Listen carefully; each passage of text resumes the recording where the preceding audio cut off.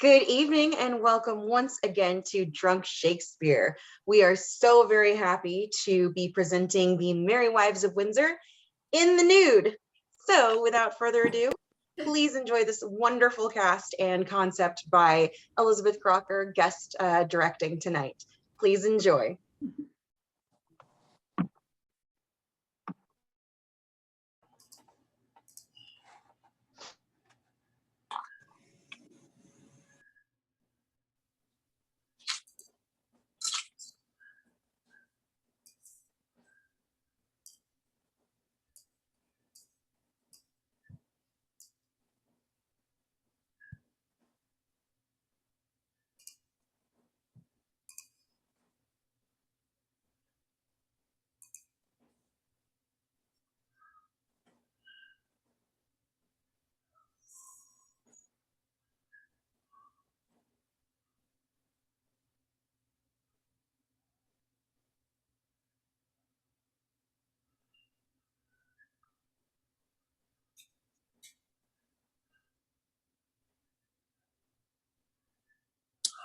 Sir Hugh, persuade me not.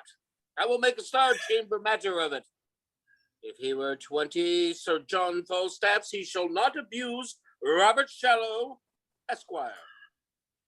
In the county of Gloucestershire, Justice of Peace and Court. I, cousin Slender, and Castellorum. I and Rhoades and a gentleman born, Master Parson, and who writes himself Armagero in any bill, warrant, acquittance, or obligation. Armagero. Aye, that I do, and have done any time these 300 years. All his successors have gone before him hath done, and all his ancestors that come after him may may give the dozen white luces in their coat. It is an old coat. The dozen white louses do become an old coat well. It agrees well, passant. It is familiar, beast to man, and signifies love, yeah. The loose is the fresh fish. The salt fish is an old coat. I make quarter coats. You may, by marrying. It is marring indeed if you quarter it. Not a whit.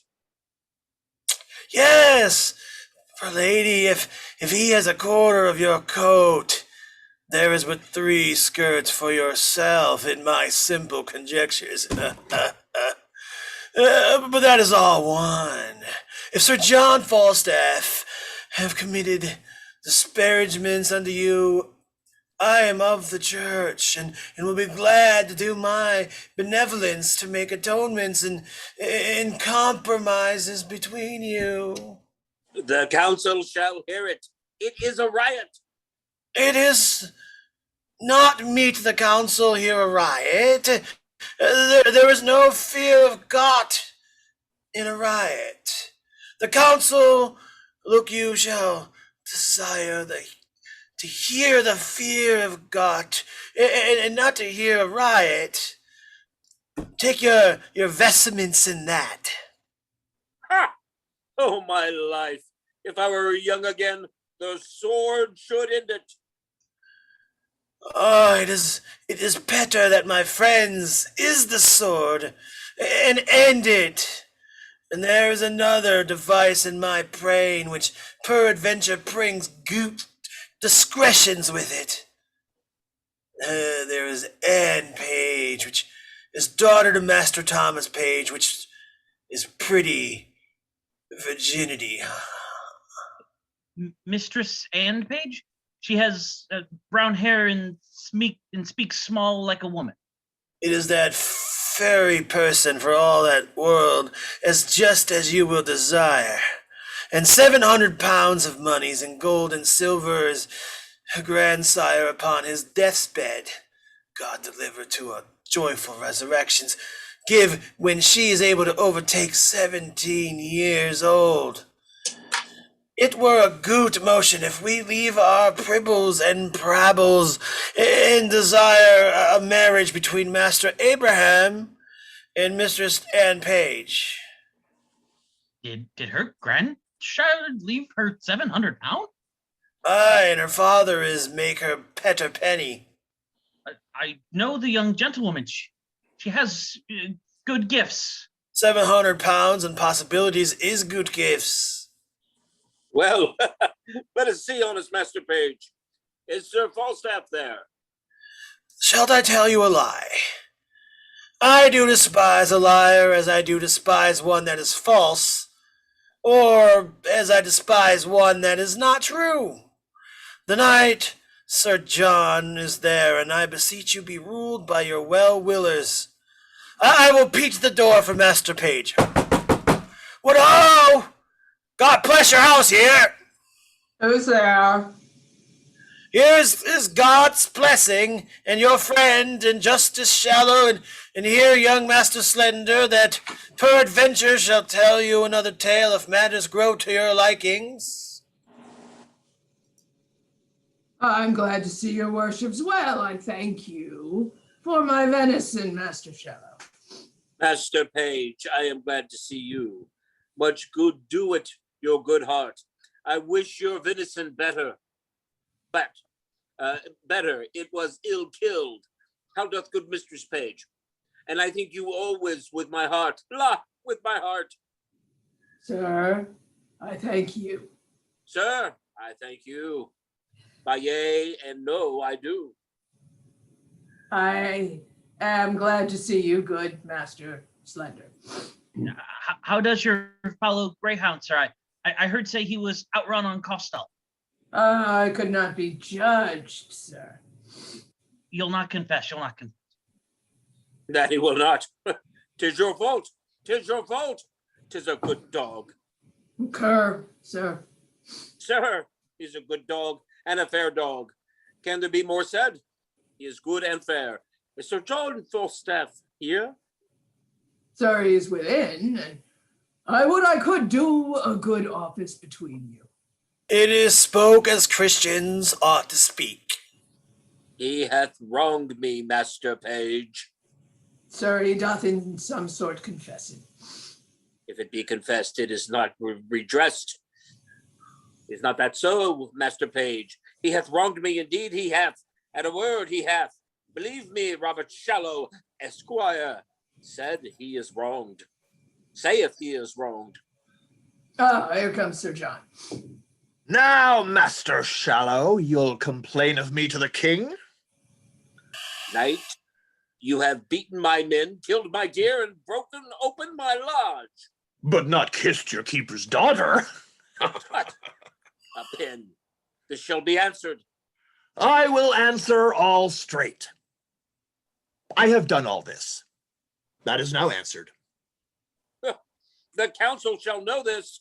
'Twere better for you if it were known in council. You'll be laughed at. Howsoever, Sir John, good words. Good warts? Good cabbage? Slender, I broke your head. What matter have you against me? Mary, sir, I have matter in my head against you and against your Connie catching rascals, Bardolf, Nim, and Pistol. You Banbury cheese. It is no matter. How now, Mephistopheles? It is no matter. Slice, I say. Poka poka. Slice.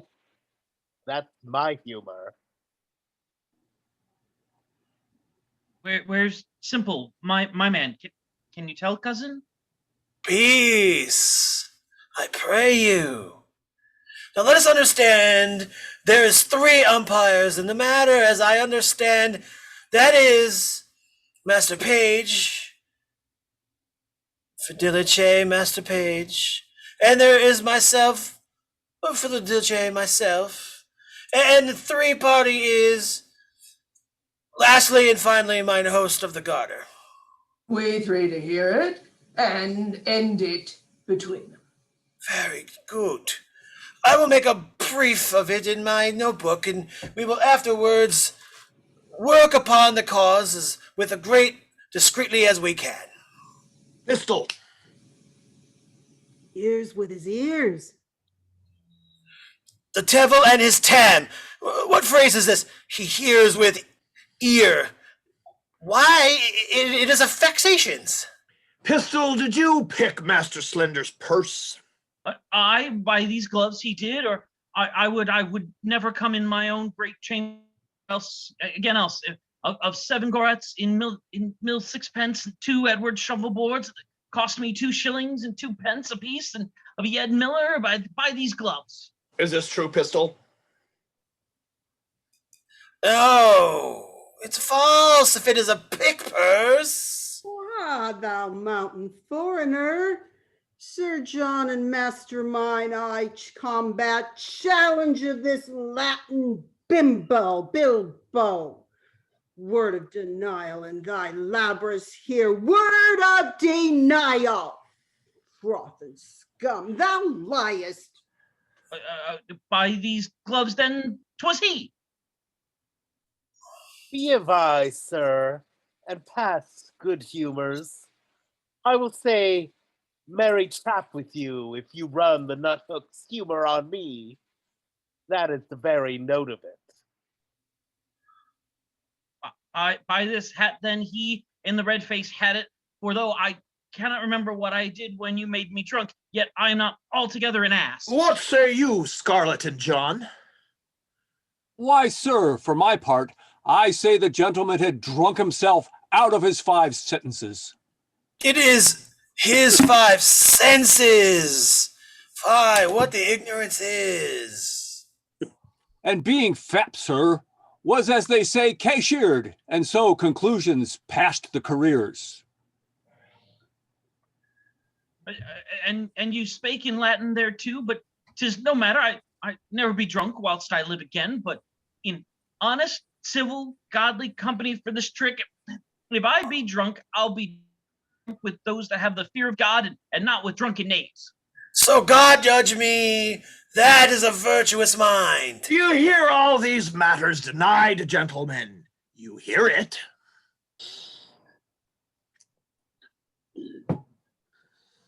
Nay, Garter, carry the wine in.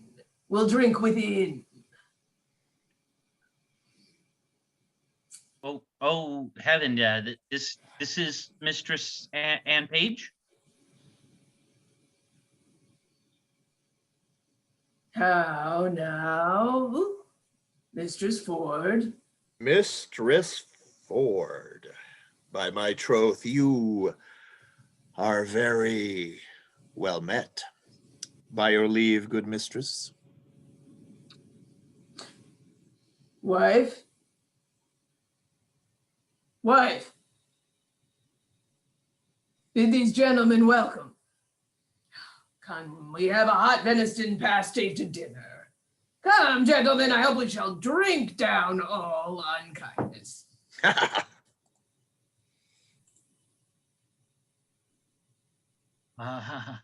I had, rather than 40 shillings, I had my book of songs and sonnets here.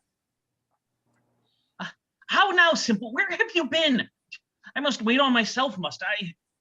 You have not the book of riddles about you, have you? Book of riddles? Why, do you not lend it without a shortcake upon Alamas last, a fortnight before Michaelmas? Come, cuz, we stay for you. A word with you, cuz. Marry this, cuz. For there is, 'twere a tender, a kind of tender maid, far off by Sir Hugh here. Do you understand me? I, sir, you shall find me reasonable. If it be so, I shall do that. That is reason. Nay, but understand me. So I do, sir. Give ear to his motions, Master Slender. I will description the matter to you if you be capacity of it. Nay, I will do as my cousin Shallow says. I pray you pardon me. He's a justice of peace in his country, simple though I stand here. But that is not the question. The question is concerning your marriage. Aye, there's the point, sir. Marry it is, the very point of it, to mistress and page. Why, if it be so, I will marry her upon any reasonable demand. But can you affection the woman? Let us command to know that your mouth or of your lips, for divers philosophers hold that lips is parcel of the mouth. Therefore, precisely, can you carry your goodwill to the maid? Cousin Abraham Slender, can you love her? I hope, sir. I will do as it shall become one that would do reason. Nay, God's lords and his ladies, you must speak positable if you can carry your desires towards her. That you must. Will you, upon good dowry, marry her? I will do a greater thing than that upon your request, cousin, in any reason. Nay, conceive me, sweet cause. What I do is to pleasure you, cause. Can you love the maid? I will marry her, sir, at your request. But if there be no great love in the beginning, yet heaven may decrease it upon better acquaintance. When we are married and have more occasion to know one another, I hope upon familiarity will grow more content. But if you say marry her, I will marry her. That I am freely dissolved and dissolute. It is a very free discretion answer, save the fall is the dissolutely. The ort is, according to our meaning, resolutely. His meaning is good. I think my cousin meant well. Or else I might be hanged. Yeah, well, here comes fair Mistress Anne. Would I were young for your sake, Mistress Anne? The dinner is on the table. My father desires your worship's company. Oh, I will wait on him, fair Mistress Anne. Odds blessed will, I will not be absent at the grace. Would it please your worship to come in, sir? No, I thank you forsooth heartily. I am very well. The dinner attends you, sir. I am not hungry. I thank you forsooth. Go, sir, for all you are my man. Go wait upon cousin Shallow. A justice of peace sometime may be holding to his friend for a man, but I keep but 3 men and a boy yet till my mother be dead. But what though? Yet I live like a poor gentleman born. I may not go in without your worship. They will not sit until you come. Faith, I'll eat nothing. I thank you as much as though I did. I pray you, sir. Walk in. I had rather walk here. I thank you. I bruised my shin the other day with playing at sword and dagger with the master of fence. 3 pennies for a dish of stewed prunes. And by my troth, I cannot abide the smell of hot meat since. Why do your dogs bark so? Be there bears in the town? I think there are, sir. I heard them talked of it. I love the sport well, but I shall as soon quarrel at it as any man in England. You are afraid if you see the bear loose, or are you not? Oh, aye, indeed, sir. That's meat and drink to me now. I have seen Sackerson loose 20 times and taken him by the chain, but I warrant you, the women have so cried and shrieked at it that it passed. But women indeed cannot abide him. They are very ill-favored rough things. Come, gentle Master Slender, come. We stay for you. I'll eat nothing. I thank you, sir. By cock and pie. You shall not choose, sir. Come, come. Nay, pray you lead the way. Come on, sir. Mistress Anne, you yourself shall go first. No, not I, sir. Pray you, keep on. Truly, I will not go first. Truly, I will not do you that wrong. I pray you, sir.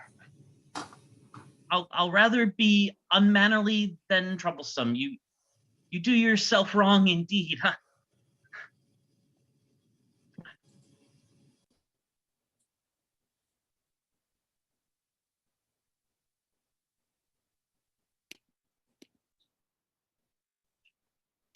Go your ways and ask of Dr. Caius's house, which is the way. And there dwells one Mistress quickly, which is the manner of his nurse, or his dry nurse, or his cook, or his laundry, his washer, and his wringer. Well, sir. Nay, it is better yet. Give her this letter. It is a woman that's altogether's acquaintance with Mistresses and Page, and the letter is to desire and require her to solicit your master's desires to Mistress and Page. I pray you be gone. I will make an end of my dinner. There's pippins and cheese to come. Mine host of the Garter. What says my bully rook speaks scholarly and wisely. Truly, mine host, I must turn away some of my followers. Discard bully Hercules, cashier, let them wag. Trot, trot. I sit at 10 pounds a week. Thou art an emperor, Caesar, Kaiser, and Thazar. I will entertain Bardolf. We shall draw, he shall tap. Said I well, bully Hector? Do so, good mine host. I have spoke. Let him follow. Let me see thee froth and lime. I am at a word. Follow. Bardolf, follow him. A tapster is a good trade. An old cloak makes a new jerkin, a withered serving man a fresh tapster. Go, adieu.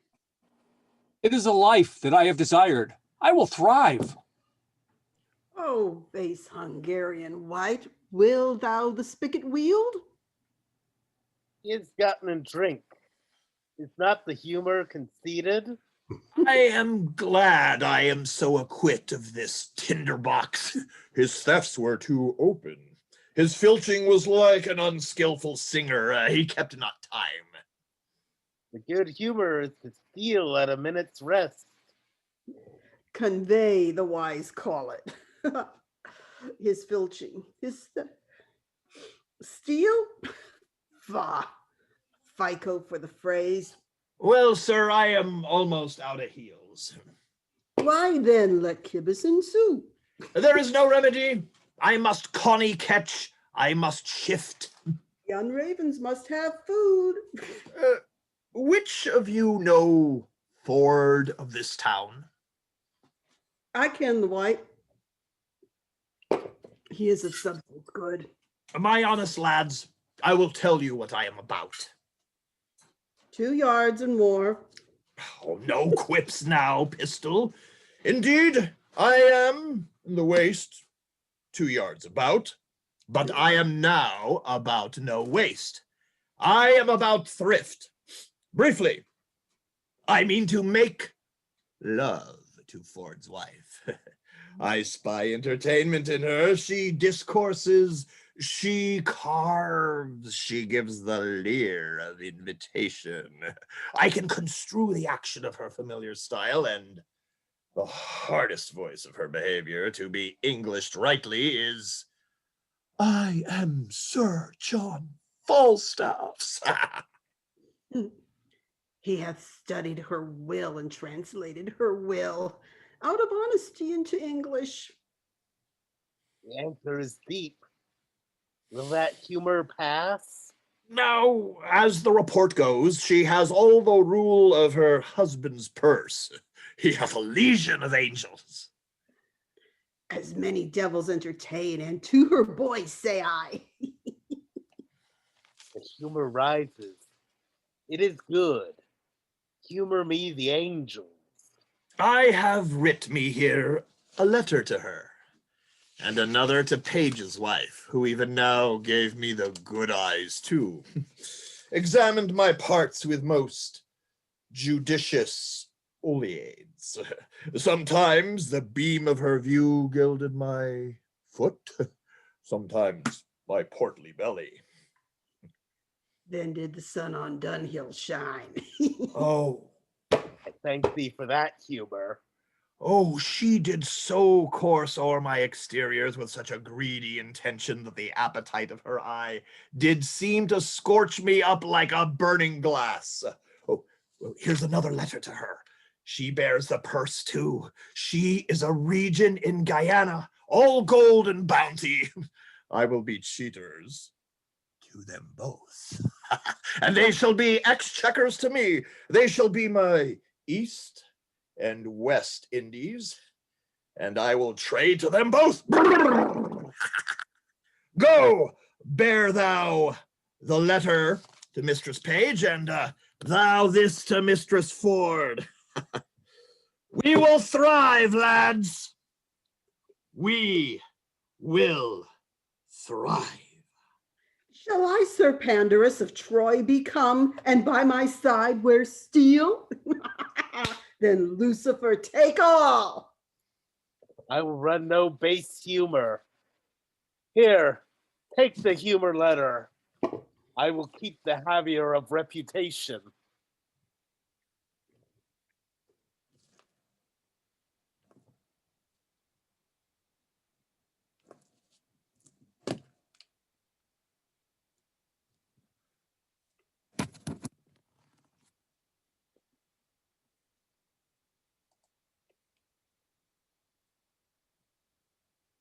Hold, Sirrah. Bear you these letters tightly. Sail like my penance to these golden shores. Rogues, hence avant. Vanish like hailstones, go. Trudge, plod away. To the hoof, seek shelter, pack. Falstaff will learn the humor of the age. French thrift, you rogues. Myself and skirted Page. Let vultures gripe thy guts, for Gordon Fulham holds. And high and low beguiles the rich and poor. Tester, I'll have in pouch what thou shalt lack, base Phrygian Turk. I have operations which be humors of revenge. Wilt thou revenge? By Wilkin and her star. With wit or steel? With both the humors. I will discuss the humor of this love to Ford. And I to Page shall eke unfold how Falstaff, varlet vile, his dove will prove, his gold will hold, and his soft couch defile. My humor shall not cool. I will incense Ford to deal with poison. I will possess him with yellowness, for the revolt of mine is dangerous. That is my true humor. Thou art the Mars of malcontents. I second thee. Troop on.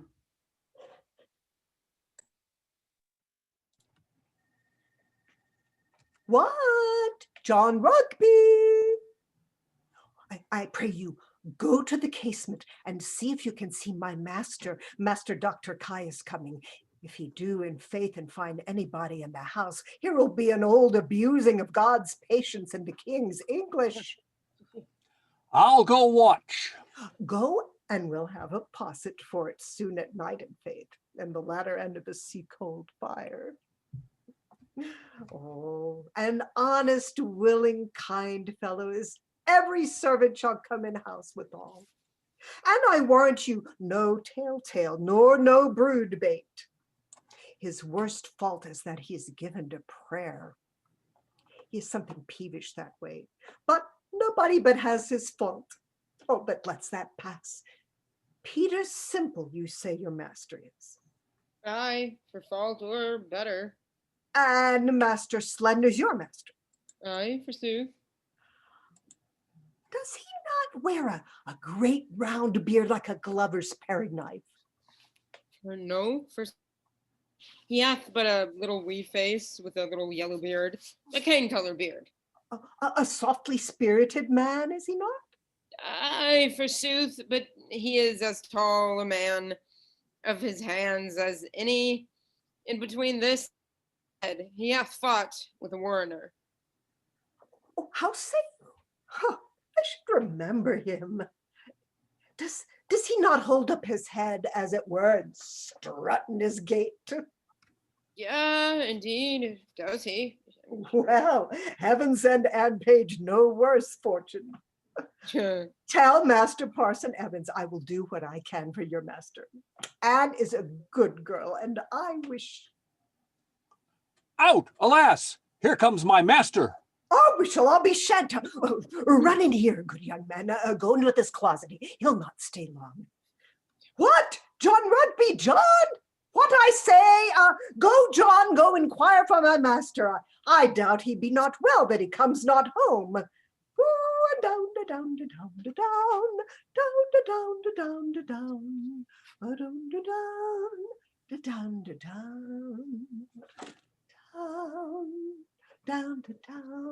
down, down, down, down, down, down.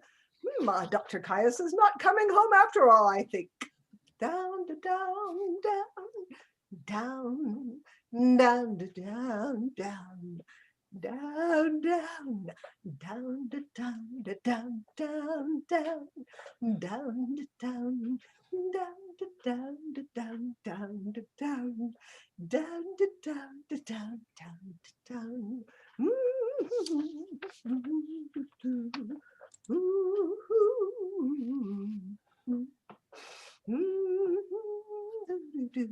down, la da da da da. Getting tired, la da da da da, down, down, down. Recording again now.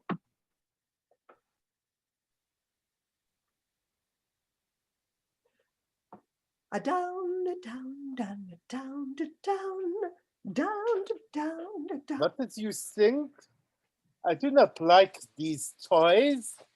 Pray you, go and fetch me in my closet un boîtier vert. A box, a green box. Do you intend that I speak? A green box. Aye, forsooth, I'll fetch it to you. I'm glad he went not in himself. If he'd found the young man, he would have been horn mad. Fee. Ma foi, il fait trop froid. Je m'en vais à la cour, le grand affaire. Is this it, sir? Oui, mets-la en mon pocket. Dépêche quickly. Where it is that knave Rugby? What? John Rugby, John. Here, sir. You are John Rugby, and you are Jack Rugby. Come, take your rapier, and come after my heel to the court. 'Tis ready, sir. Here in my porch. In by my trot, I tarry too long. Hug me. Quoi j'oublie. There is some simples in my closet that I feel not for the world I shall leave behind. Oh, I me, he'll find the young man there and be mad.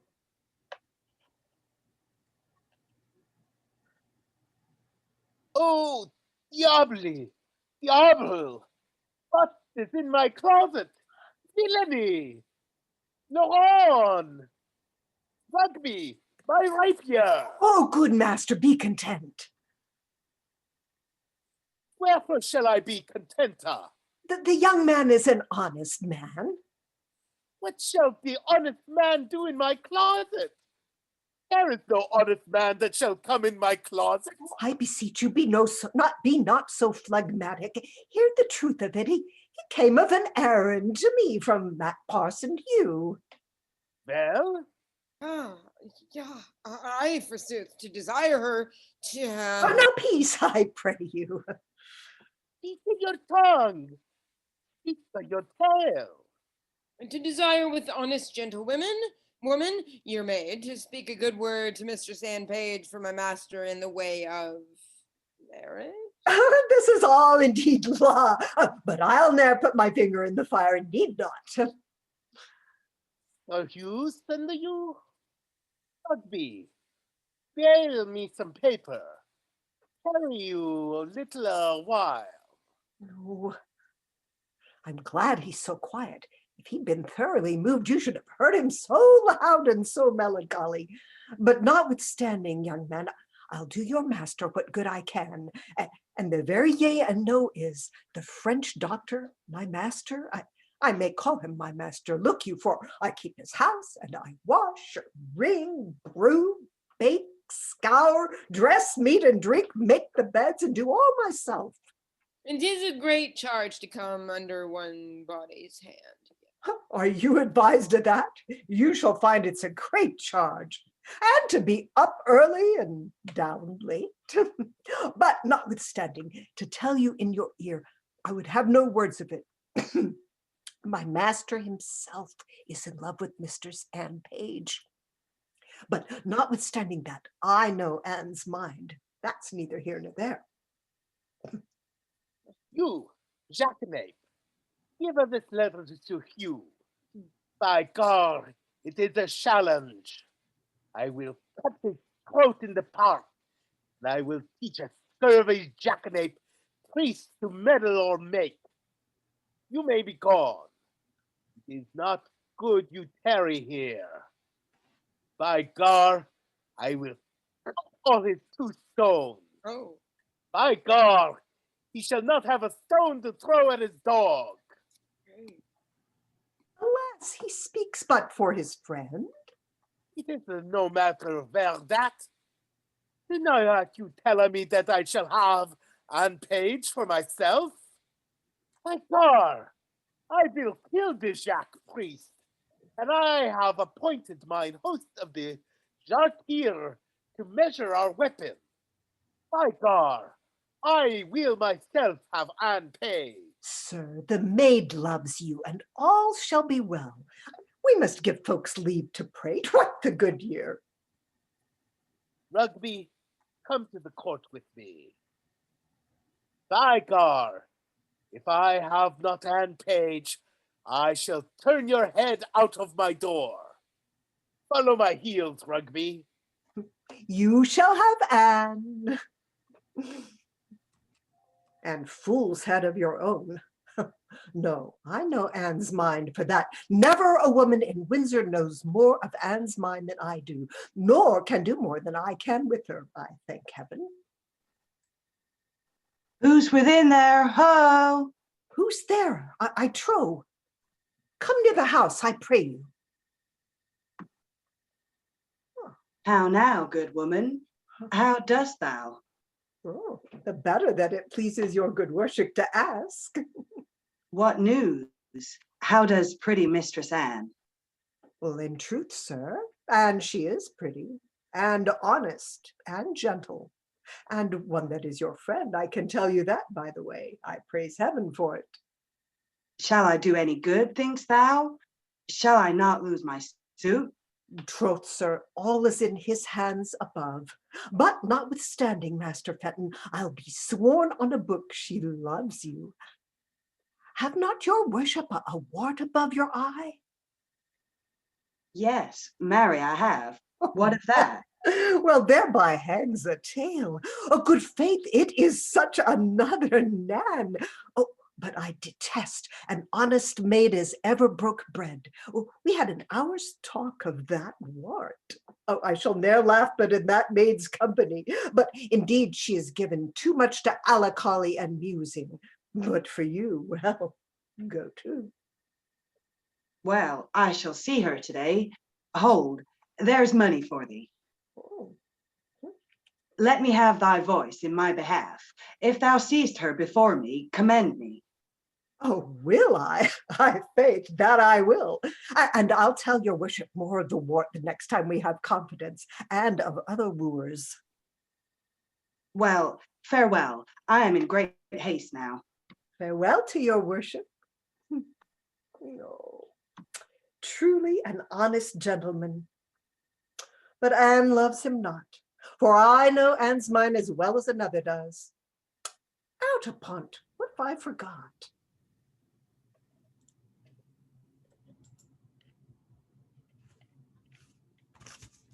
What? I escaped love letters at the holiday time of my beauty, and now I'm a subject for them? Let me see. Ask me no reason why I love you, for though love you's reason for his position, he admits him not for his counselor. You are not young. No more am I. Go to, then there's sympathy. You are merry. So am I. Ha ha. Then there's more sympathy. You love sack. And so do I.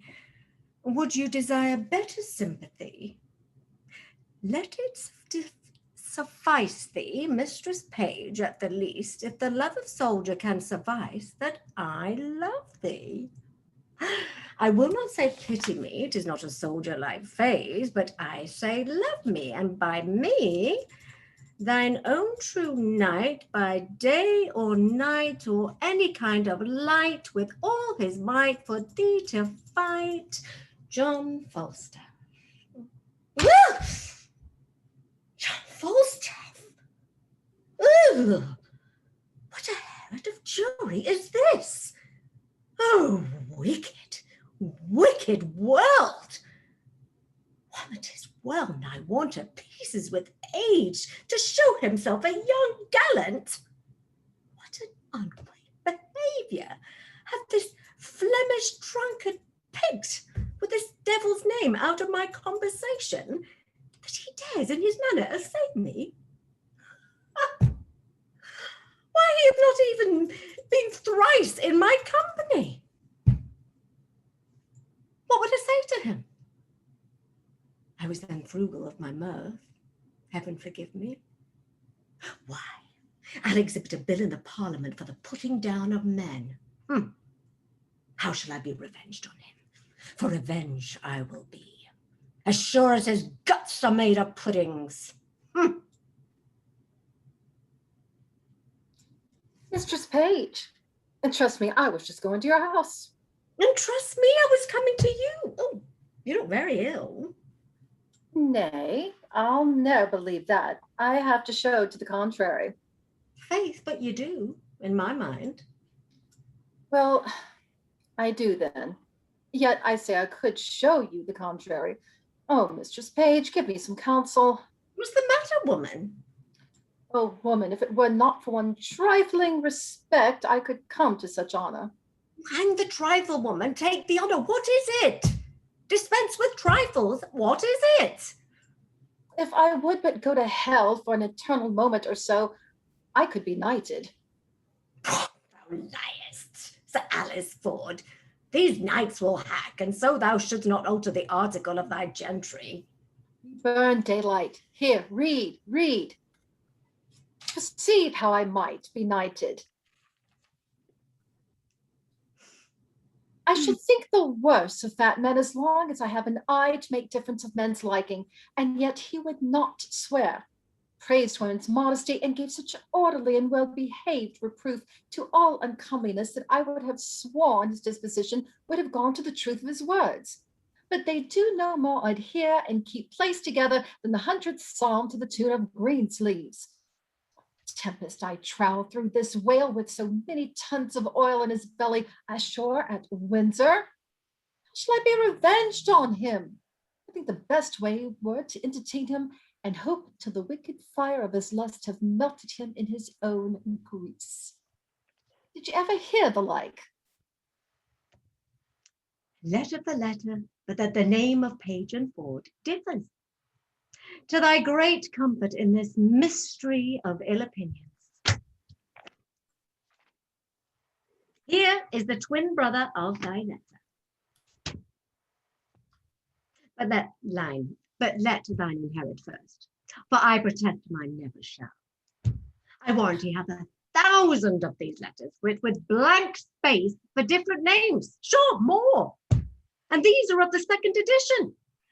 He will print them out of doubt, for he cares not what he puts into the press, when he would put us to. I'd rather be a giantess than lie under Mount Pelio. Well, I'll find you 20 lascivious turtles there, one chaste man. This is the very same, the very hand, the very words. What doth he think of us? I know not. It makes me almost ready to wrangle with mine own honesty. I'll entertain myself like one that I am not acquainted withal. For sure, unless he knows some strain in me that I not know myself, he would never have boarded me in this fury. Boarding, call you it? I'll be sure to keep him above deck. So will I. If he comes under my hatches, I'll never to see again. Let's be revenged on him. Let's appoint him a meeting, give him a show of comfort in his suit, and lead him on with a fine bait delay till he have pawned his horses to mine host of the Garter. Nay, I will consent to act any villainy against him that may not sully the chariness of our honesty. Oh, that my husband saw this letter would give internal food to his jealousy. Why, look, here he comes. My good man too. He's as far from jealousy as I am from giving him cause, and that, I hope, is an unmeasurable distance. You are the happier woman. Well, let's consult together against this greasy night. Come here. Well, I hope this be not so. Hope is a curtailed dog in some affairs. Sir John affects thy wife. Why, sir, my wife is not young. He woos both high and low, both rich and poor, both young and old, one with another Ford. He loves the Gallimalfrey Ford, perpend. Love my wife? With liver burning hot. Prevent, or go thou like Sir Actaeon, he with Ringwood at thy heels, oh, odious is the name. What name, sir? The horn, I say. Farewell. Take heed. Have open eye, for thieves do foot by night. Take heed ere summer comes, or cuckoo birds do sing. Away, Sir Corporal Nym. Believe it, page, he speaks sense. I will be patient. I will find out this. And this is true. I like not the humor of lying. He hath wronged me in some humors. I shall have borne the humored letter to her, but I have a sword, and it shall bite upon my necessity. He loves your wife. There's the short and the long. My name is Corporal Nym. I speak and I avouch. 'Tis true. My name is Nym, and Falstaff loves your wife. Oh. Adieu. I've loved not the humor of bread and cheese. Adieu. The humor of it, quoth he. Here's a fellow frights English out of his wits. I will seek out Falstaff. I never heard such a drolling, affecting rogue. If I do find it, well. I will not believe such a cat-in. Though the priest of the town commended him for a true man. 'Twas a good, sensible fellow. Well. Ah, how now, Meg? Whither go you, George? Look you? How now, sweet Frank? Why art thou so melancholy? I? Melancholy? I am not melancholy. Get you home.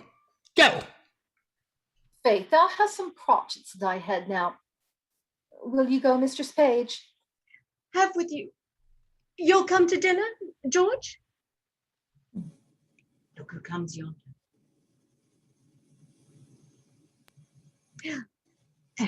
She shall be our messenger to this poultry night. Trust me, I thought on her. She'll fit in. You've come to see my daughter Anne? Aye, forsooth. And I pray, how does good Mistress Anne? Go in with us and see. We have an hour's talk with you. How now, Master Ford? You heard what this knave told me, did you not? Yes, and you heard what the other told me. Do you think there is truth in them? Hang 'em, slaves. I do not think the knight would offer it, but these that accuse him in his intent toward our wife are a yoke of his discarded men. Very rogues. Now they be out of service. Were they his men? Marry, were they? I like it never the better for that. Does he lie at the Garter? Aye, marry he does. If he should intend this voyage toward my wife, I would turn her loose to him. And when he gets more of her than sharp words, let it lie on my head. I do not misdoubt my wife, but I would be loath to turn them together. A man may be too confident. I would not have nothing lie on my head. I cannot be thus satisfied. Look, where my ranting host of the Garter comes. There's either liquor in his pate or money in his purse when he looks so merrily. How now, mine host? How now, Bully Rook? Thou art a gentleman. Cavalier justice, I say.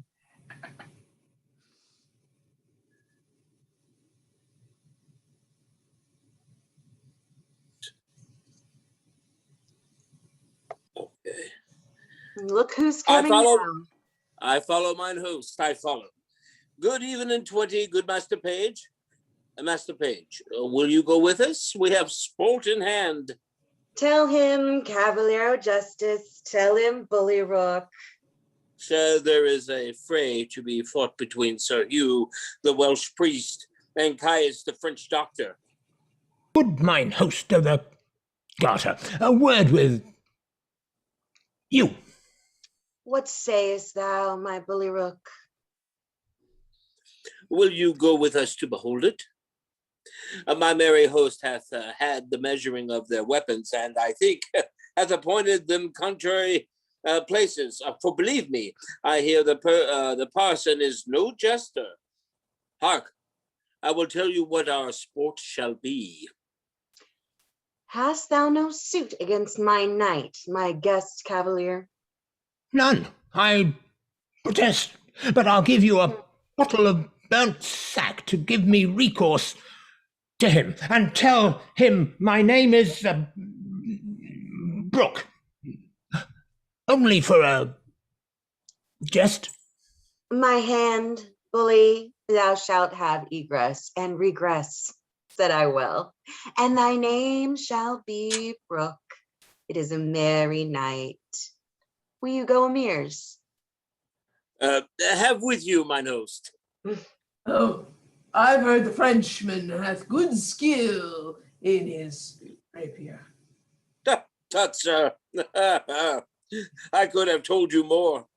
In these times you stand on distance, your passes, staccatos, and I know not what. 'Tis the heart, Master Page. 'Tis here, 'tis here.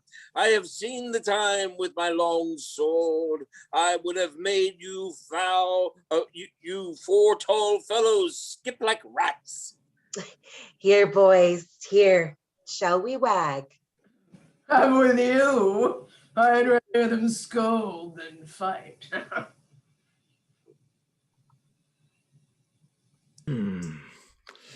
Oh, page, be a secure fool and stand so firmly on his wife's frailty, yet I cannot put off my opinion so easily. She was in his company at Page's house, and what they made there I know not. Well, I will look further into it, and I have a disguise to sound Falstaff. If I find her honest, I lose not my labour.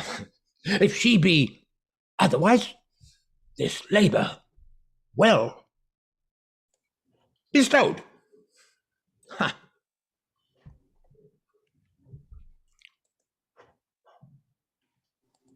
I will not lend thee a penny.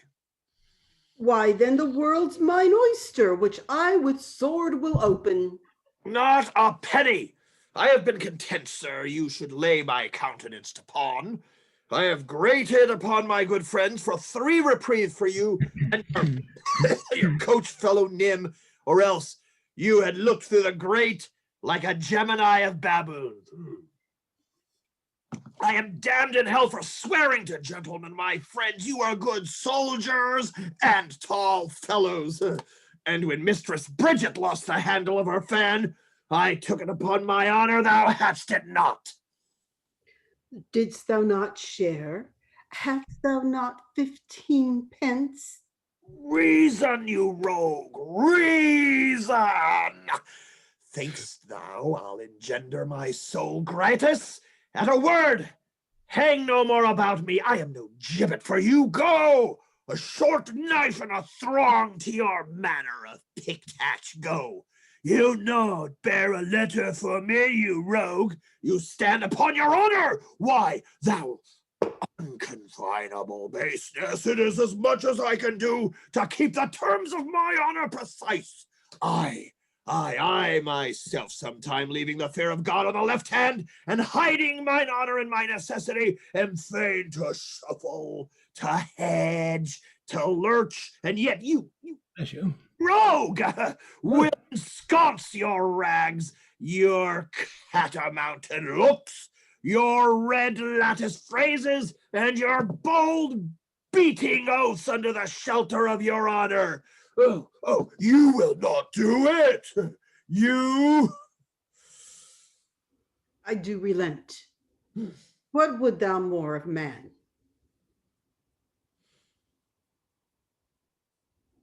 What? Sir, here's a woman would speak with you. Let her approach. Give your worship good morrow. Oh. Good morrow, good wife. Oh, not so, an't please your worship. Oh, good maid then? I'll be sworn, as my mother was the first hour I was born. Oh, I do believe the swearer. What wouldst me? Shall I vouchsafe your worship a word or two? Ooh, 2,000, fair woman, and I'll vouchsafe thee the hearing. There's one Mistress Ford, sir. I pray, come a little nearer this way. I myself dwell with Dr. Caius. Well on. Mistress Ford, you say? Oh, your worship says very true. I pray your worship, come a little nearer this ways. Wait, I warrant thee, nobody hears mine own people, mine own people. Oh, are they so? God bless them and make them his servants. Ah, well. Mistress Ford? Come, Mistress Ford.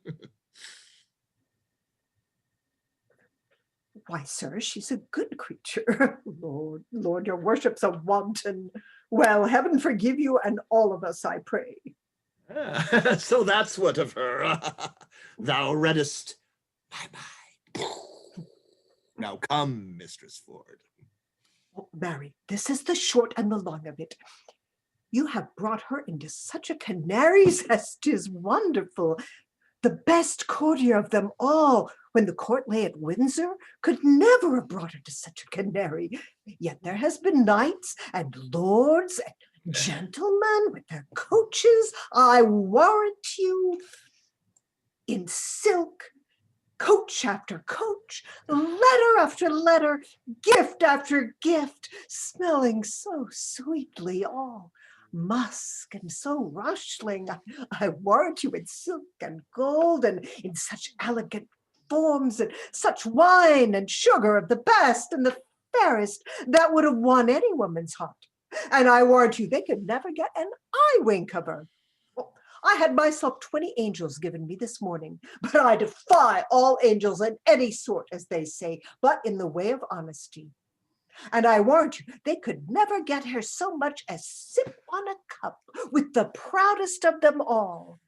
And yet there has been earls, nay, what's more, pensioners.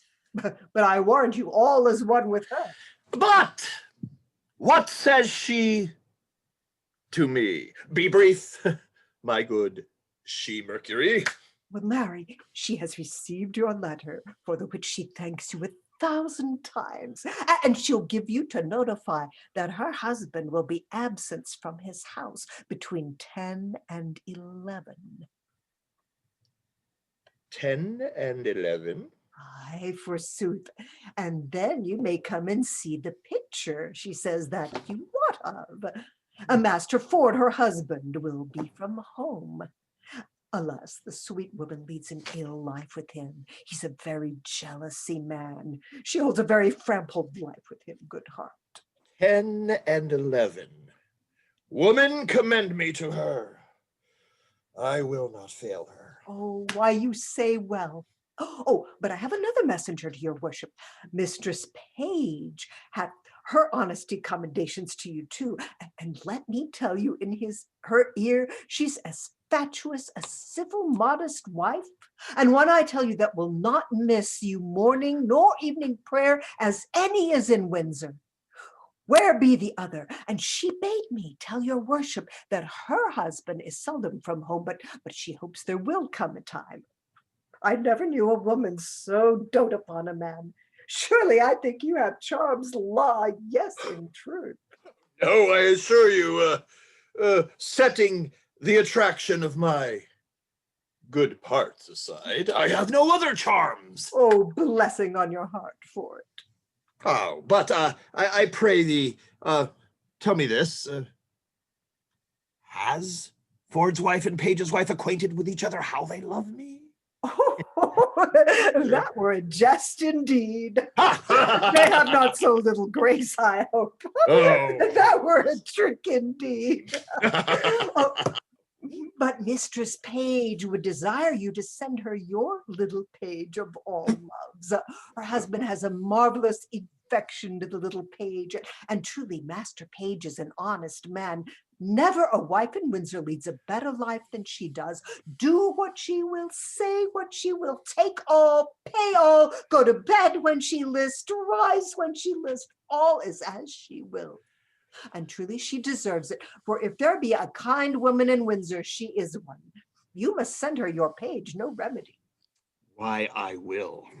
Well, nay, but do so. Then, and look you, he may come and go between you both. And in any case, have a nay word that you may know one another's mind, and the boy need never to understand anything, for 'tis not good that children should know any wickedness. Our old folks, you know, have discretion, as they say, and know the world. Fairly well. I commend them to you both. Here, there's my purse. Ooh. And I am yet thy debtor. Boy, go along with this woman. Oh. This news distracts me. This punk is one of Cupid's carriers. Clap on more sail, pursue, up with your fights, give fire. She is my prize, or ocean whelmed them all. Sayest thou so, old Jack?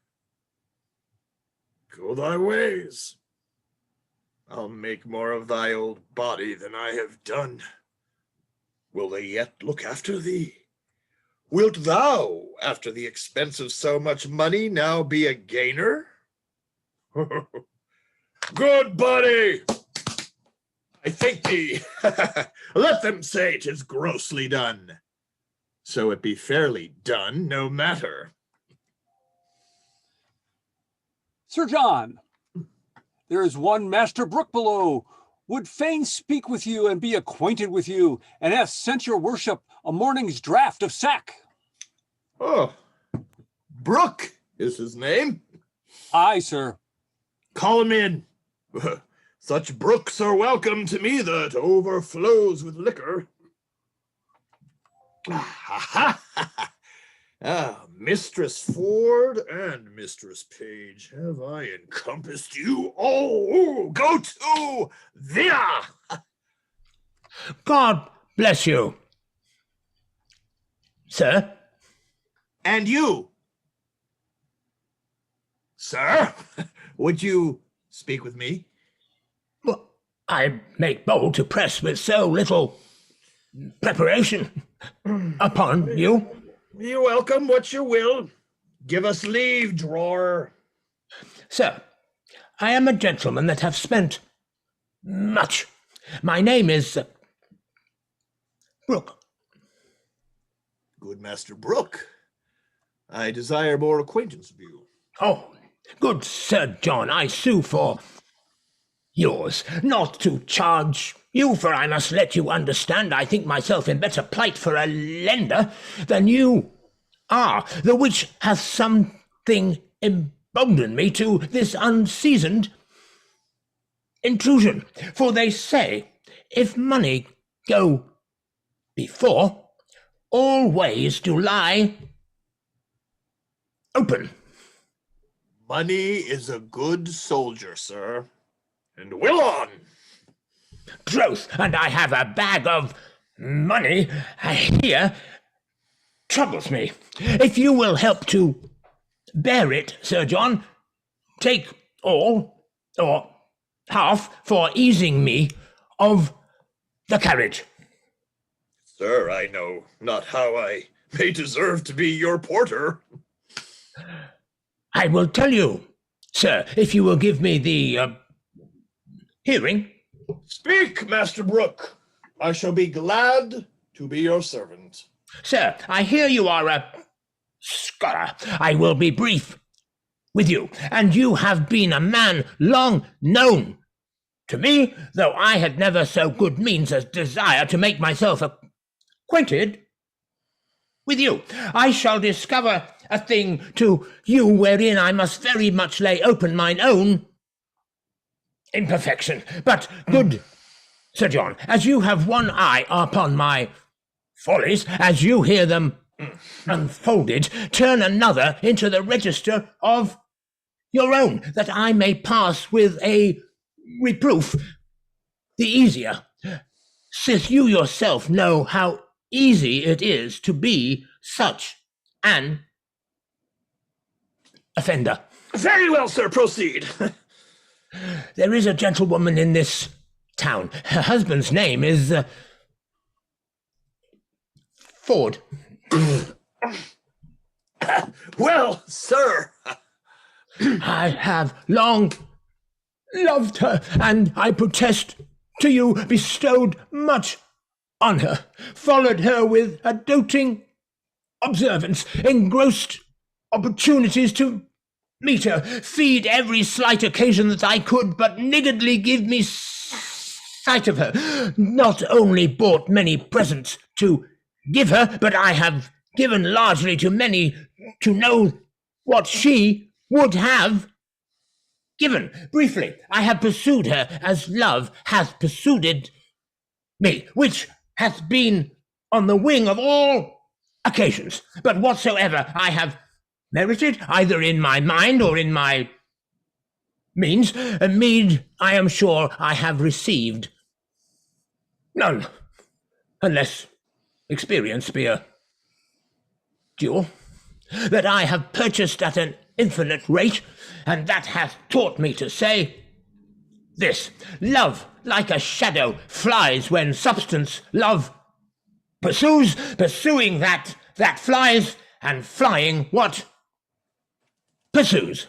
Have you received no promise of satisfaction at her hands? Never. Well, of what quality was your love, then? Like a fair house built on another man's ground, and so that I have lost my edifice by mistaking the place where I erected well, it. Purpose. Yes, it. What purpose have you unfolded this to me? When I have told you that, I have told you all. Some say that though she appear honest to me, yet in other places she enlargeth her mirth so far that there is a shrewd construction made of her. Now, Sir John, here is the heart of my purpose. You are a gentleman of excellent breeding, admirable discourse, of great admittance, authentic in your place and person, generally allowed for your many warlike, courtlike, and learned preparations. Oh, sir. Believe it, for you know it. There is money. Spend it, spend more, spend all I have. Only give me so much of your time in exchange of it as to lay an amiable siege to the honesty of this Ford's wife. Use your art of wooing, win her in consent to you. If any man may, you may, as soon as any. Would it apply well to the vehemency of your affection that I should win what you would enjoy? Methinks you prescribe to yourself very preposterously. Oh, understand my drift. She dwells so securely in the excellency of her honour that the folly of my soul dares not present itself. She is too bright to be looked against. Now, could I come to her with any detection in my hand, my desires had instance and argument to commend themselves. I could drive her then from the ward of her purity, her reputation, her marriage vow, and 1,000 other of her defences, which now are too strongly embattled against me. What say you to it, Sir John? Master Brooke, I will first make bold with your money. Next, give me your hand. And last, as I am a gentleman, you shall, if you will, enjoy Ford's wife. Oh, good, sir. I say you shall. Want no money, Sir John, you shall want none. Want no Mistress Ford, Master Brooke, you shall want none. I shall be with her, I may tell you, by her own appointment, even as you came into me, her assistant or go-between, parted from me. I say I shall be with her between 10 and 11, for at that time the jealous, rascally knave, her husband, will be forth. Come you to me at night, you shall know how I speed. I am blessed in your acquaintance. Do you know Ford, sir? Hang him, poor cuckoldly knave! Oh, I know him not! Yet I wrong him to call him poor. They say the jealous, wittly knave hath masses of money, the which his wife seems to be well favored. I will use her as the key of the cuckoldly rogue's coffer, and there's my harvest home. I would you know, Ford, sir, that you might avoid him if you saw him. hang him, mechanical salt butter rogue. I will stare him out of his wits. I will awe him with my cudgel. It shall hang like a meteor o'er the cuckold's horns. Master Brooke, thou shalt know I will predominate o'er the peasant, and thou shalt lie with his wife. Come to me at night. Ford's a knave, and I will aggravate his style. Thou, Master Brooke, shalt know him for knave and cuckold. Come to me soon at night. What a damn Epicurean rascal is this? My heart is ready to crack with impatience. Who says this is improvident jealousy? My wife has sent to him. The hour is fixed. The match is made. Would any man have thought this? See the hell of having a false woman. My bed shall be abused, my coffers ransacked, my reputation gnawn at, and I shall not only receive this villainous wrong, but stand under the adoption of abominable terms, and by him that does me this wrong terms, names, Mammon sounds well, Lucifer, well, Barberson, well, yet they are devil's additions, the names of fiends, but cuckold, widow, cuckold, the devil himself hath not such a name. Page is an ass, a secure ass. He will trust his wife. He will not be jealous. I will rather trust a Fleming with my butter, Parson Hugh the Welshman with my cheese, an Irishman with my aquavitae bottle, or a thief to walk my ambling gelding, than my wife with her self. Then she plots, then she ruminates, then she devises, and what they think in their hearts they may effect. They will break their hearts, but they will effect. God be praised for my jealousy. 11 o'clock the hour. I will prevent this. Detect my wife, be revenged on Falstaff, and laugh at Page. I will about it. Better 3 hours too soon than a minute too late. Fie. Cuckold. Ooh, cuckold.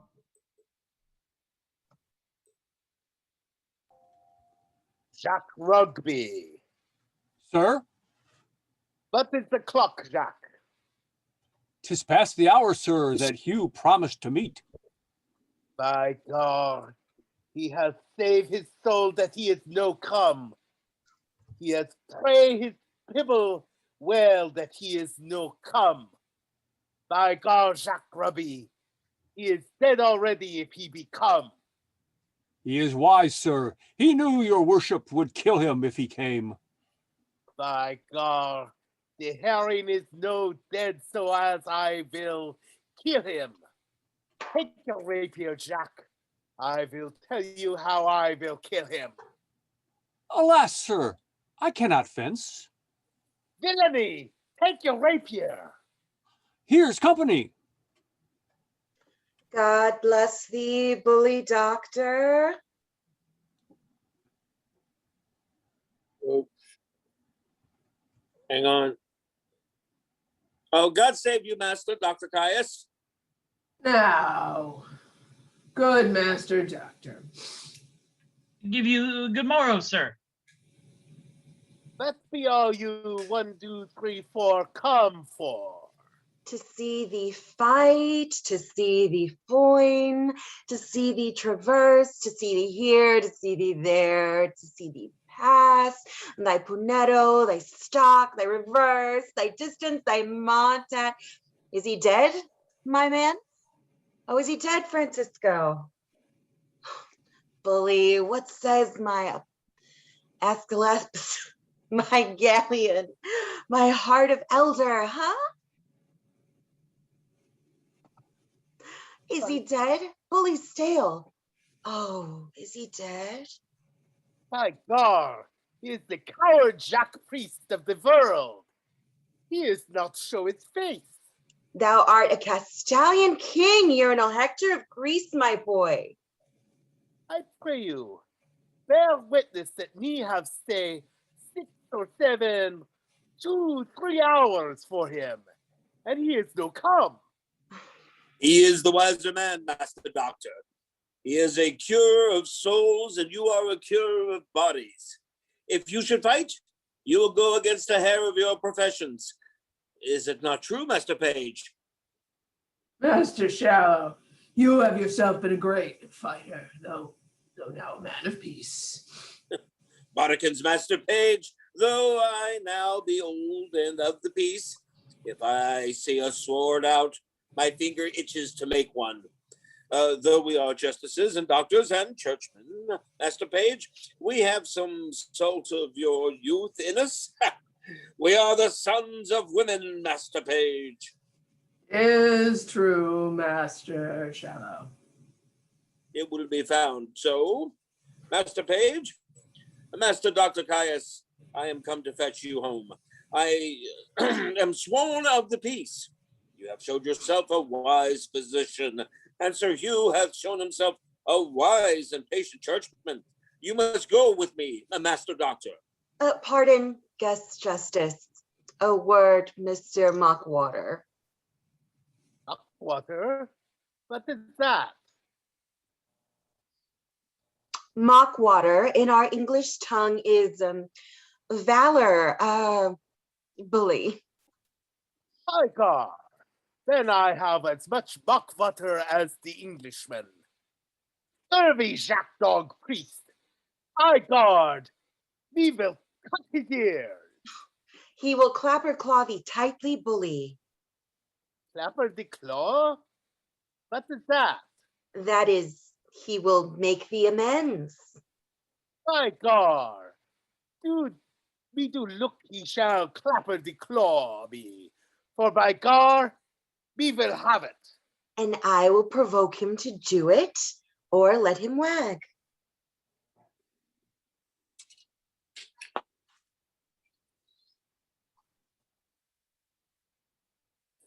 Yes, we thank you for that. And moreover, bully, but first, Master Guest and Master Page and E Cavallero Slender go you through the town to Frogmore. Sir Hugh is there, is he? He is there. See what humor he is in, and I will bring the doctor about by the fields. Will it do well? We will do it. Adieu. Do good, Adieu, Master Doctor. Master Page. My God, we will kill this priest, for he speaks for a jackanape to Iron Page. Let him die. Sheath thy impatience, throw cold water on thy choler. Go about the fields with me through Frogmore. I will bring thee where Mistress Anne Page is, and at a farmhouse a feasting, and thou shalt woo her. Cried game, said I will. My God, we thank you for that. My God, I love you, and I shall procure you the good guest, the earl, the knight, the lords, the gentlemen, my patients. For the which I will be thy adversary toward Anne Page, said I will. My God, 'tis good, well said. Let us wag then. That's my heels, Jack Rugby.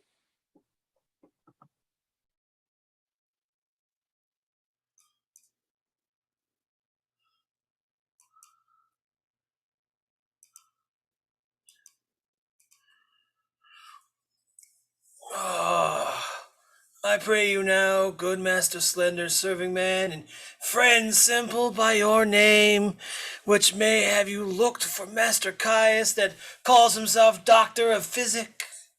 Marry, sir, the pretty ward, the park ward, every way.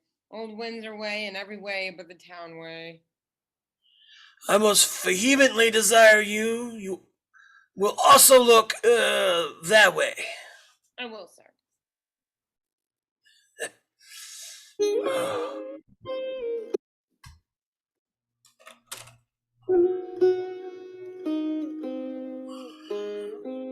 Bless my soul, how full of colors I am, and trembling of mind.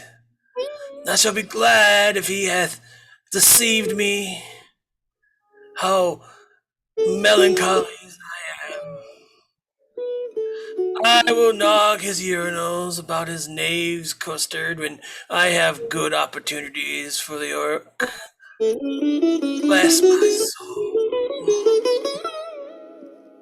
To shallow rivers, to whose falls melodious birds sing madrigals. There will we make our beds of roses, 1,000 fragrant posies. Shallow, mercy on me, I have great dispositions to cry.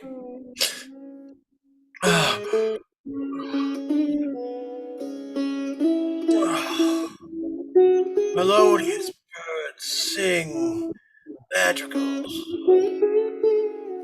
whereas I sat Babylon and 1,000 vagrant posies, shadow winds, to whose falls melodious birds sing madrigals. Yonder he is, coming this way, Sir Hugh. He's welcome. Shallow rivers, to whose falls heaven prosper. You're right. What weapons is he? No weapon, sir. There comes my master, Master Shallow, and another gentleman from Frogmore over the stile this way. Come on. Graham, give me my gown, or else keep it in your arms.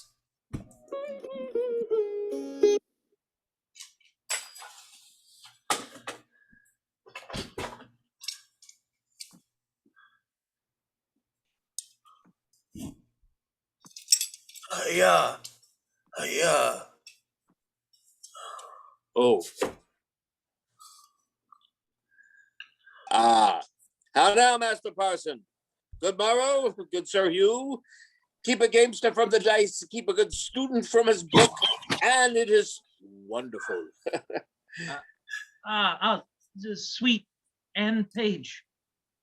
God save you, good Sir Hugh. God bless you from his mercy's sake, to all of you. What? The sword and the word? Do you study them both, Master Parson? And youthful still, in your doublet and hose this raw rheumatic day. There is reasons and causes for it. We are come to you to do good office, Master Parson.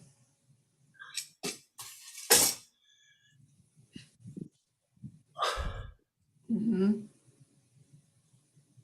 A very good office. Very well. What is it? Yonder is a most reverend gentleman who, belike having received wrong by some person, is in most odds with his own gravity and patience that ever you saw. I have lived 80 years and upward.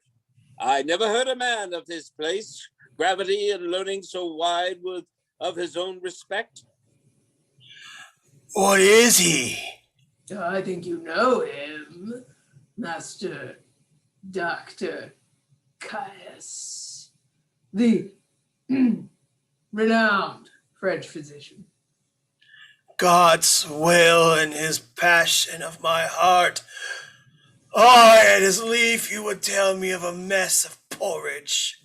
Why?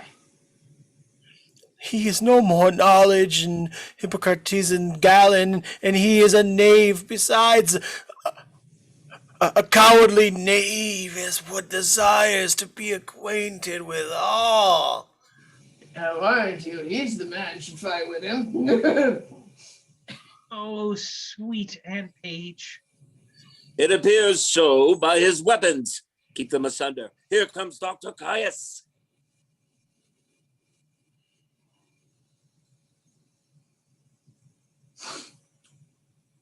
Nay, good Master Parson, keep in your weapon. So do you, good Master Doctor. Disarm them and let them question.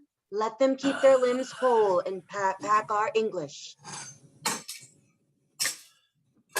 I pray you, let me speak a word with your ear. Therefore will you not meet me. Pray you, use your patience. In good time. My God, you are the coward, the jackdog, John Ape.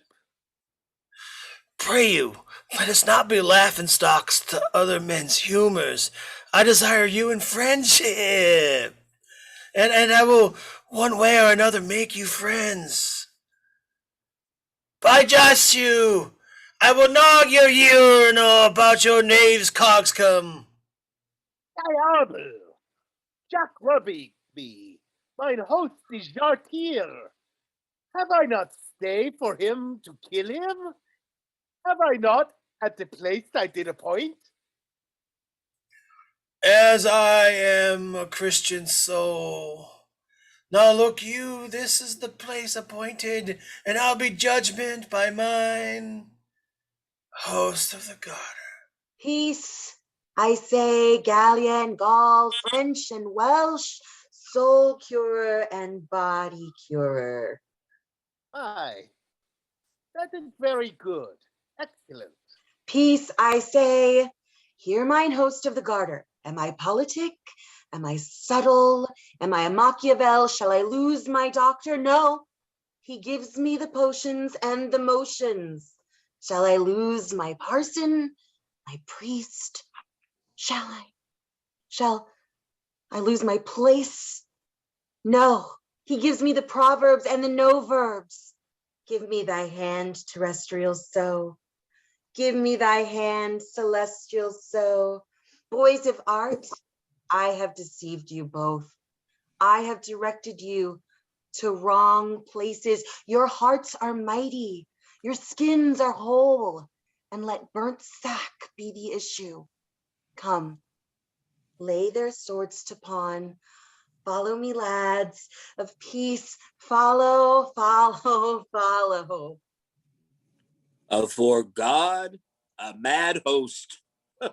Follow, gentlemen, follow. Oh, sweet Anne Page. How? Do I perceive that? Have you make this thought of us? Ha ha! This is well. He has made us Vlutenstug. I desire you that we may be friends, and let us gnaw our brains together to be revenged on this same skull, scurvy, cogging companion, the host of the Garter.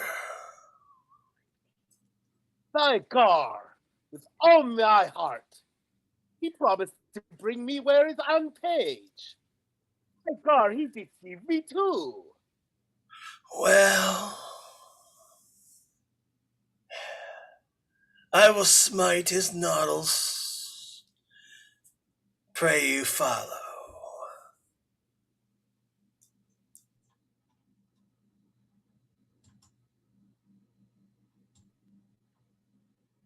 Nay, keep your way, little gallant. You were wont to be a follower, but now you are a leader. Whether had you rather lead mine eyes or I your master's heels? I had rather, forsooth, go before you like a man than follow him like a dwarf. Oh, you're a flattering boy. Now I see you'll be a courtier. Well met, Mistress. Page, whither go you? Truly, sir, to see your wife. Is she at home? Aye, and as idle as she may hang, together for want of company. I think if your husbands were dead, you two would marry. Be sure of that. 2 other husbands. Where had you this pretty weather, cock? I cannot tell what the dickens his name is my husband had him of. What do you call your knight's name, sir? Sir John Falstaff. Sir John Falstaff? He. I can never hit on his name. There is such a league between my goodman and he. Is your wife at home, indeed? Indeed. She is. By your leave, sir. I am sick till I see her.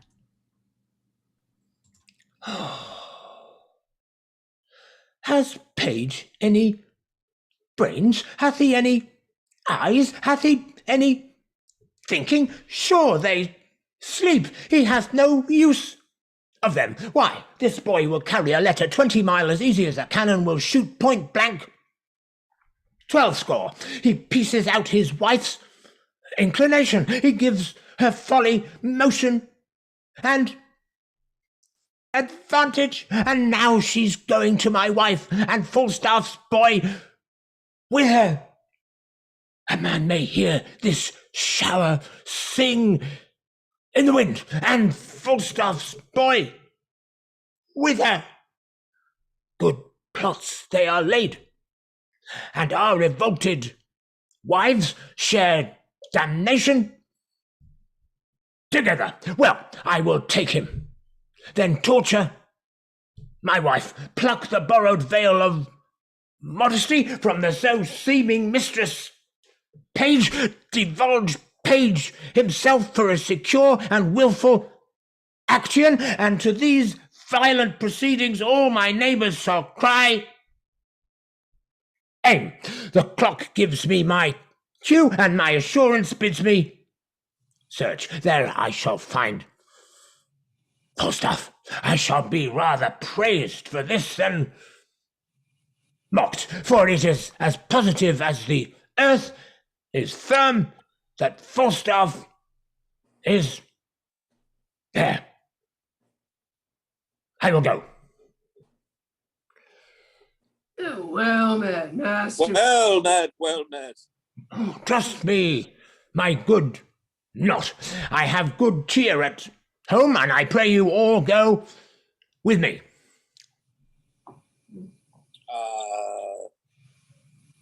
Yes, I must excuse myself, Master Ford.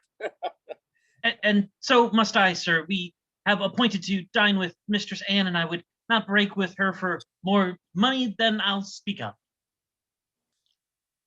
Yeah, we have lingered about a match between Anne Page and my cousin Slender, and this day we shall have our answer. I hope I will have your goodwill, Father Page. Oh, you have, Master Slender. I stand wholly for you. But my wife, Master Doctor, is for you altogether. I begone, and the maid is love of me. My nurse shall quickly tell me so much. What say you to young Master Fenton? He capers, he dances, he has eyes of youth, he writes verses, he speaks holiday, he smells April and May. He will carry it, he will carry it. 'Tis in his buttons, he will carry it. Not by my consent, I promise you. The gentleman is of no having. He kept company with the wild prince and pawns. He is of too high a region. He knows too much. No, he shall not knit a knot in his fortunes with the finger of my substance. If he take her, let him take her simply. The wealth I have waits on my consent, and my consent goes not that way. I beseech you, heartily, some of you go home with me to dinner. Besides your cheer, you shall have sport. I will show you a monster doctor. You shall go. So shall you, Master Page, and you, Sir Hugh. Well, fare you well. We shall have the freer wooing at Master Page's. Go home, Sean Rugby. I come anon.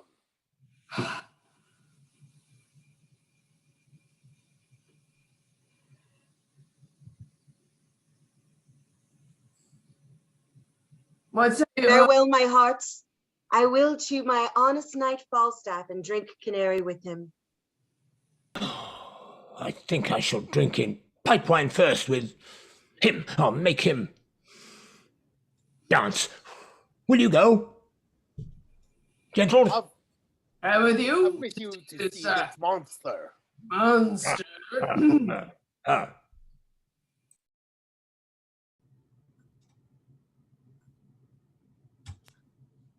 What John? What Robert? Quickly, quickly, the buck basket. I warrant. What Robert, I say? Come. Here, set it down. Give your men the charge. We must be brief. Marry, as I told you before, John and Robert be ready here hard by in the brewhouse. And when I suddenly call you, come forth, and without any pause or staggering, take this basket on your shoulders. That done, trudge with it in all haste, and carry it among the Widsters in Datchet Mead, and there empty it in the muddy ditch close by the Thames side. You'll do it? I told them over and over. They lack no direction. Be gone. Come when you are called. Here comes little Robin. How now, my eyes musket? What news with you?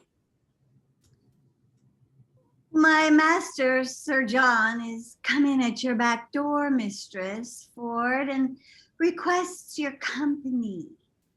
You little jack-o'-lant. Have you been true to us? Aye, I'll be sworn. My master knows not of your being here, and hath threatened to put me into everlasting liberty if I tell you of it, for he swears he'll turn me away. Thou art a good boy. The secrecy of thine shall be a tailor to thee, and shall make thee a new doublet and hose. I'll go hide me. Do so. Go tell thy master I am alone. Mistress Page, remember you your cue? I warn thee, if I do not act it, hiss me. Go to then. We'll use this unwholesome humidity, this gross watchery pumpion. We'll teach him to know turtles from jays.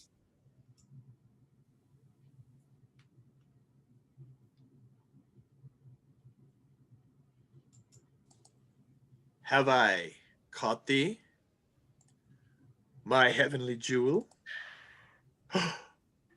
Why, now let me die, for I have lived long enough. This is the period of my ambition. Oh, this blessed hour. Oh, sweet Sir John. Oh, Mistress Ford, I cannot cog, I cannot prate, Mistress Ford. Now I shall sin in my wish. I would thy husband were dead. I'll speak it before the best lord. I would make thee my lady. I, your lady, Sir John. Alas, I should be a pitiful lady. Oh, let the court of France show me such another. I see how thine eye would emulate the diamond. Thou hast the right arched beauty of the brow that becomes the ship Tyre, the Tyre valiant, or any Tyre of Venetian admittance. A plain kerchief, Sir John. My brows become nothing else nor that well neither.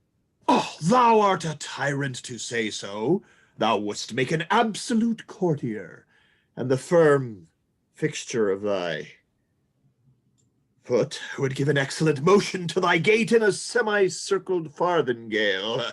I see what thou wert, if fortune thy foe were not, nature thy friend. Come, thou canst not hide it. Believe me, there's no such thing in me. What? What made me love thee? Let that persuade thee. Oh, there's something extraordinary in thee. Come, I cannot cog and say thou art this and that, like a many of these lisping hawthorn butts that come like women in men's apparel and smell like bucklesberry in simple time. I cannot. But I love thee. None but thee. And thou deservest it. Do not betray me, sir. I fear you love Mistress Page. Thou mightest well say I love to walk by the counter gate, which is as hateful to me as the reek of a lime kiln. Well, heaven knows how I love you, and you shall one day find it.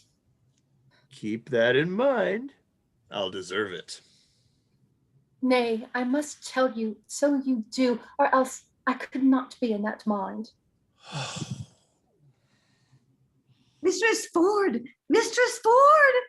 Here's Mistress Page at the door, sweating and blowing and looking wildly, and would needs speak with you presently. Oh, she shall not see me. I will ensconce me behind the arras. Pray you do so. She's a very tattling woman. What's the matter? How now? Oh, Mistress Ford, what have you done? You've shamed, you're overthrown, you're undone forever. What's the matter, good Mistress Page? Oh, what a day, Mistress Ford, having an honest man to your husband to give him such cause of suspicion. What cause of suspicion? What cause of suspicion? Out upon you! How am I mistaken you? Why, alas, what's the matter? Your husband is coming hither, woman, with all the officers in Windsor to search for a gentleman that he says is here now in the house, by your consent, to take an ill advantage of his absence. You are undone. 'Tis not so, I hope. Oh, pray heaven it not be so, that you have such a man here. But 'tis most certain your husband's coming, with half Windsor at his heels, to search for such a one. I come before to tell you, if you know yourself clear, why, I am glad of it. But if you have a friend here, convey him out. Be not amazed. Call all your senses to you. Defend your reputation, or bid farewell to your good life forever. What shall I do? There is a gentleman, my dear friend, and I fear not mine own shame, but as much as his peril. I had rather than £1,000 he were out of the house. Oh, for shame! Never stand, you had rather. Your husband's here at hand. Bethink you of some conveyance. In the house you cannot hide him. Oh, how have you deceived me? Look! Here is a basket.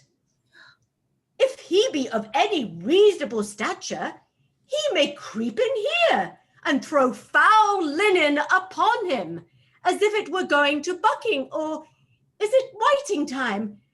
Send him your 2 men to Datchet Mead. He's too big to go in there.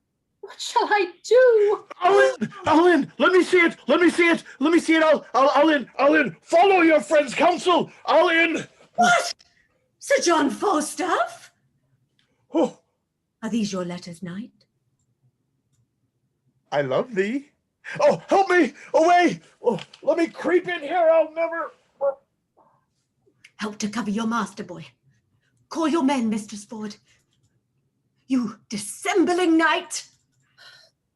What? John! Robert! John!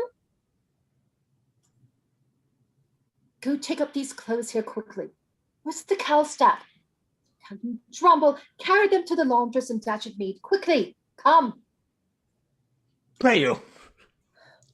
Come near. If I suspect without cause, why then make sport. at me, and then let me be your jest. I deserve it. How? Now, whither bear you this? To the laundress, forsooth. Why, what have you to do? Whether they bear it? You are best meddle with buck washing. Buck! I would I could wash myself of the buck! Buck! Buck! Buck! Aye! Buck! I warrant you.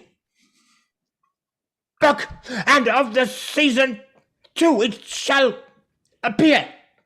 Oh, gentlemen, I have dreamed tonight. I let you tell you my dream. Here be my keys. Ascend my chambers. Search, seek, find out. Our warrant will unkennel the fox. Let me stop this way first. So now, uncape. Good Master Ford. Be contented. You wrong yourself too much. True, Master Page. Up, gentlemen. You shall see sport anon. Follow me, gentlemen. Oh, this is furry, fantastical humors and jealousies. My God, 'tis no the fashion of France. It is not jealous in France.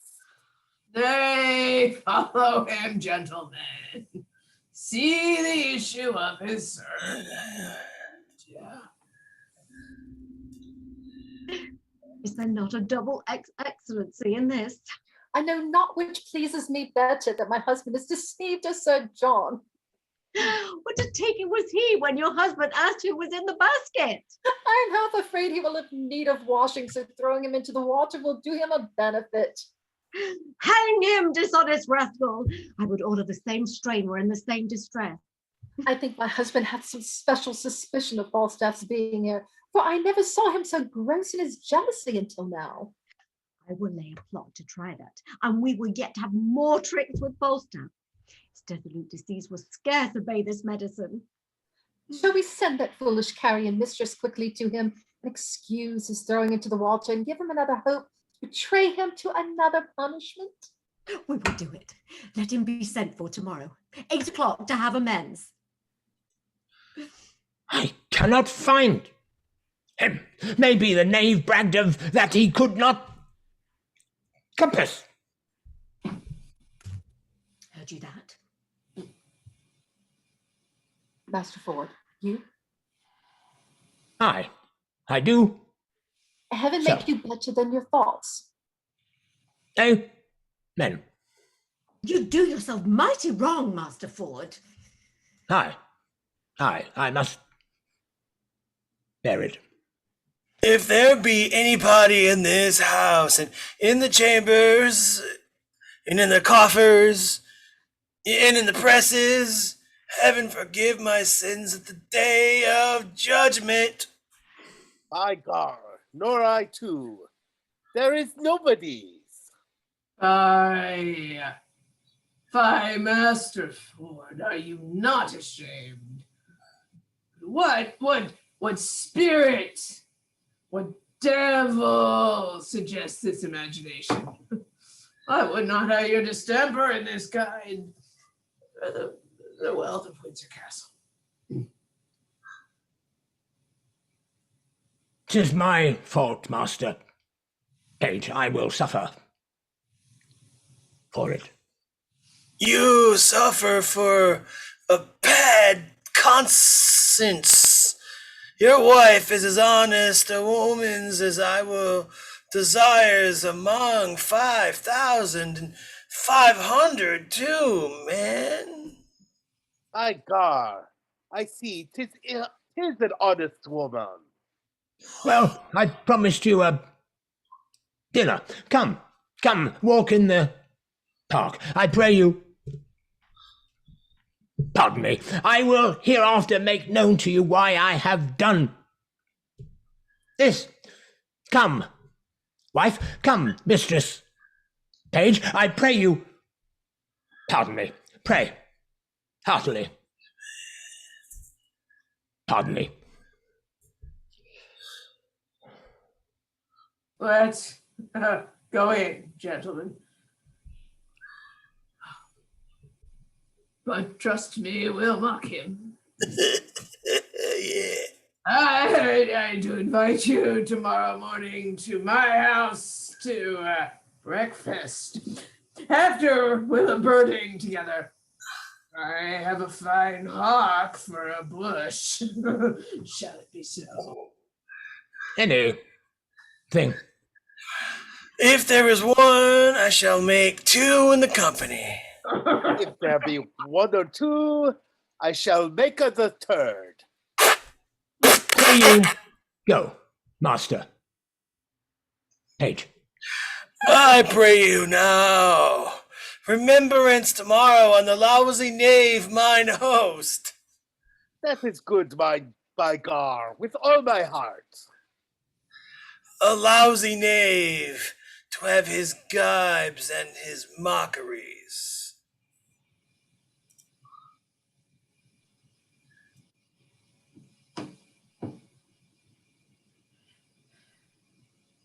Okay, guys, I think in the conversation of chat, some of you weren't able to really follow because you were on screen, but we have decided that perhaps